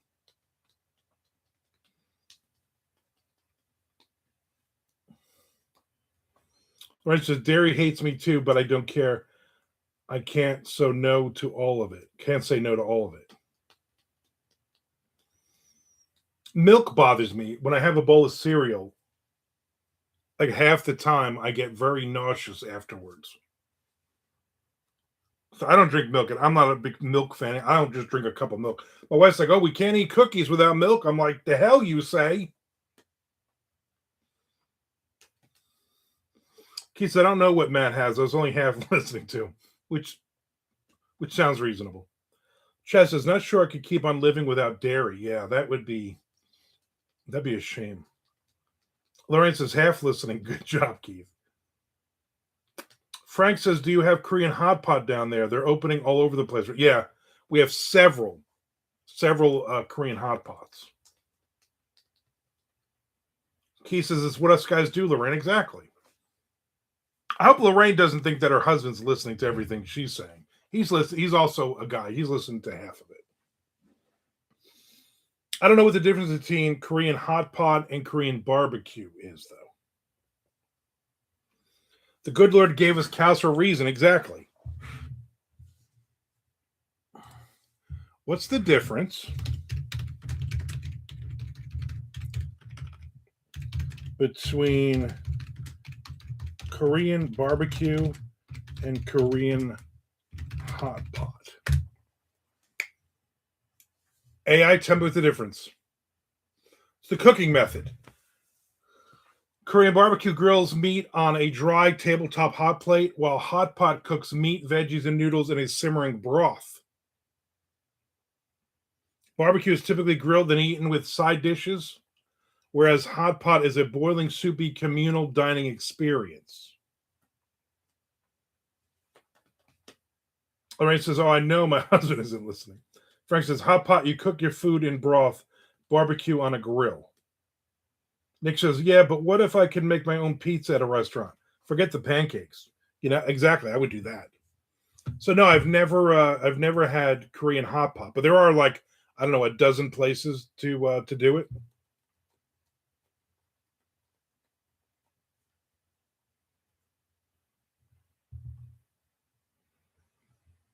But, I mean, they're both the cook at the table thing.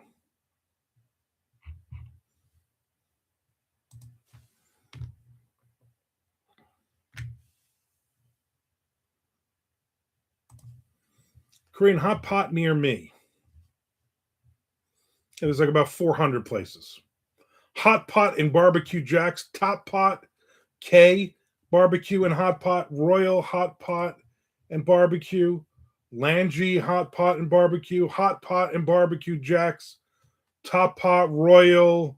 There's like, they all have the same names. There's really like 4 or 5 different ones, but they all have like 2 and 3 locations all over town.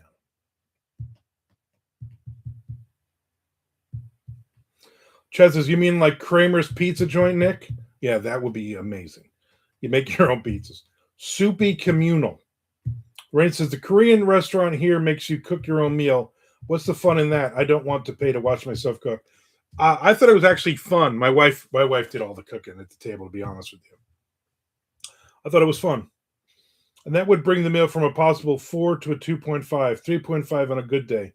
I don't like to cook. Yeah, if you don't enjoy it, that's probably not a thing for you then.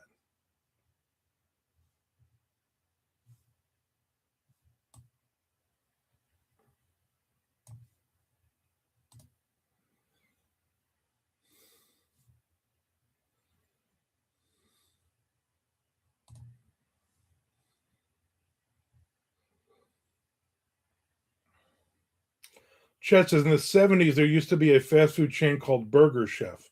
They'd give you a patty and buns, and you'd hit the burger salad bar and dress it yourself. Yeah, that's Roy Rogers. The Fixins Bar, they call it. You thought it was fun because you weren't cooking it. Right, and my wife loves to cook, so she was enjoying cooking all the various meats and things. She's like, "Well, we get 3, and then you know what? Give me one of the other chickens, and I'll take a beef. And you want another shrimp and another shrimp." Yeah, Roy's Fixin' Bar. Exactly. That's all that was. Burger Chef didn't come up with that concept. I don't know if they did. Let's see the menu for Hot Pot Barbecue Jacks. Enjoy one of our 6 different broths: tomato, herbal, pork bone, original, spicy, or Tom Yum. Tom Duffy Yum. Add all the seafood, meats, noodles, and veggies you want. Grill some pork, chicken, beef, lamb, or mushrooms. Make your sauce. Enjoy your beverage of choice. What people are saying, it was worth the wait. Absolutely delicious. We had a wonderful meal. Speechless. Speechless, but then he says something in some kind of language. Nunc molesti eros nec eros octor a debesis diem incolitis elequium erat volut pat. Well, I don't know what that means. He's probably like using profanity. They're open from 4 p.m. to 1 a.m.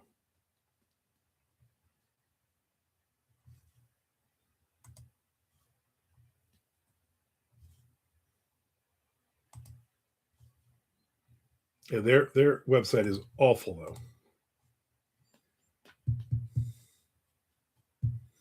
Nick says, "Ding, ding, ding, Chad." Chad said, "Never had Roy's, but I loved Burger Chef 50 years ago." Great inflection, right? It was like I was speaking whatever language that was. Chad says, "Are you trying to summon Evil Dead, Armand? Because that's how you summon the Evil Dead. You just summon the Dead Eyes, right? I don't know what we're saying there." So do we go to Hot Pot or we go to Top Pot? You know, I mean, they open at 2. I'm trying to check out the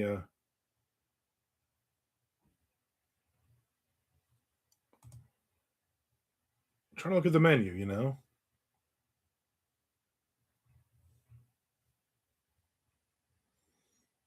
Yeah, all kinds of stuff. Yeah. See, I wish my wife was on right now. To be like, we should do this. Everybody, Keith, Chad, everybody's been talking about this. Got to try them all and do a review video of each. Yeah.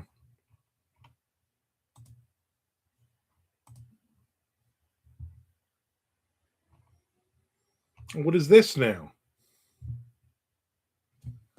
Yesterday, New York Times broke the news that Hatchet has canceled a book, Shy Girl by Mia Ballard, because the author used LLMs to write the book. Hatchet remains committed to protecting original creative expression in storytelling, a spokeswoman said. She added that they require all submissions to be original to the authors and asks authors to disclose to the company whether they're using AI during the writing process. The book was originally self-published and sold decently. There were accusations of AI use, and the author admitted to stealing a painting without credit for the self-pubbed cover. But the book was picked up and published in November of 2025. The book continued to receive LLM accusations as well as criticisms that the book was poorly written and filled with errors, including a nearly 3-hour YouTube review of the book titled, "I'm Pretty Sure This Book is AI Slop," that has been viewed 1.2 million times. Imagine how many human-authored books could have been read with all that time. Despite these rumors, they said they were going to publish an American edition this spring. Now the U.S. edition has been canceled and the UK edition discontinued. It is unclear exactly how AI use was determined, but the New York Times article said the company did so after conducting a thorough and lengthy review of the text. Jane Friedman said that it looks like they only canceled it after the New York Times queried them about it and presented evidence of AI use. And I will note that the author seems to have basically confessed in a YouTube comment, although she blames it on a friend who edited the book and changed a lot of the wording, and then claims she didn't have time to do a final pass herself to check what was changed. And then this is a side that says, authors, read your book before you publish it, a fairly basic step. Others have pointed out that the author's interviews have all the usual LLM tells. The New York Times reported that Ballard reiterated the claim that an acquaintance she hired to edit the self-published version of the novel had used AI, and that her name is ruined for something I didn't even personally do. She says she is pursuing legal action. Some people have asked why the book was canceled at all, even if it was LLM written or just slop. Lots of bad books are published, right? First, let me note that more than a few books have been published partially or entirely written by LLMs. But these books have all disclosed the fact both to the reader and to the publisher. It's not banned from publishing entirely in general. The safe thing to do is to disclose any LLM use beyond basic things like spell check or research. The issue here seems to be that the author lied about it and signed a contract attesting to sole authorship. The reason to cancel this book is similar to the reason you cancel a traditionally plagiarized book. There are ethical reasons, sure, but also plain business ones. It hurts your brand and reputation to publish slop. And perhaps also potential legal headaches given recent court rulings, and those things still matter in publishing. Readers might barely notice when colophon is on a book's spine, but authors' care and publishers' reputation affects how books are covered and sold.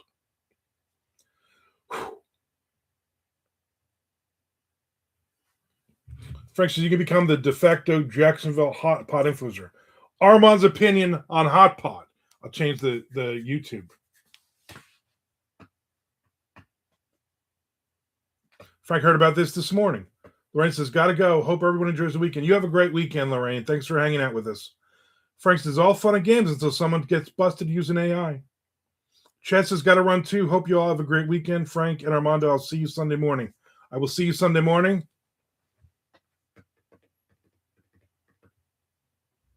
Keith says, sounds like horse crap. You can tell AI easily. Yeah. So there it is. Yeah, they basically canceled it because they started getting crap about it. Not that they were like, oh, we don't like this. Like, oh, wait, you got called out. Now we're in trouble. Hot guy, hot pot. There's the new channel. Thanks, Frank. All right, I'm out of here. I've done my 2 hours. I've done my time with you people. I will see everybody on Monday morning. You have a great, phenomenal weekend, everybody. Seriously. Keith, give your wife a kiss and a smack on the ass for me, if you know what I mean. Otherwise, tell her you want at least 2 cookies. All right, everybody. I will see you. Have a great weekend. Thank you for hitting the subscribe button. Thank you for watching another 800 hours of my videos as well.